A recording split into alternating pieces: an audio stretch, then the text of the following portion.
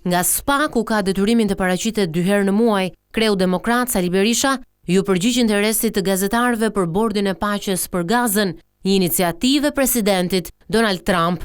Ndonë se një ditë më parë kryeministri mohoi zërat se vendi ynë do ta paguajë këtë tarifë të lartë, Sali Berisha tha se asgjë nuk do ta shpëtojë dot kryeministrin nga rregullima ku sipas tij është nisur. Asgjë nuk e shpëton atë nga rrokullima e madhe, po fshihet pas lubis, sepse e din që në mënyrë absolute fill mrapa do jetë krahas saj.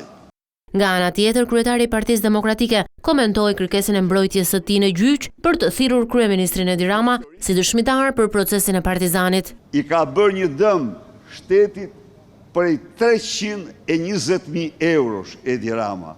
Unë uroj që gjykatësit ta thrasin në sallën e gjyqit dhe po të kenë guximin ta shpallin të pandehur në sallën e gjyqit. Gjykata kushtetuese është një seksion i një organizate partie të PS-s, tha ish kryeministri i vendit pas vendimit të disa ditëve më parë që ishte në favor të tij.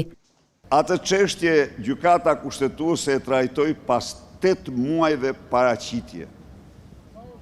Në një kohë kur çdo çështje që ka të bëjë me qeveritarët e trajton brenda 2 dhe 3 javëve. Ai vendim ka pasoja edhe sot. Nuk e shfuqizoj duke pretenduar se nuk është më në fuqi, por në fuqi janë pasojat e tij.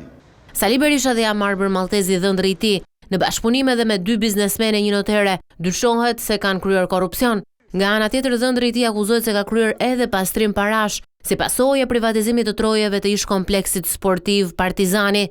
SPAK thotë se kjo vendimarrje i atribuohet Sali Berishës kur ishte kryeministri i vendit.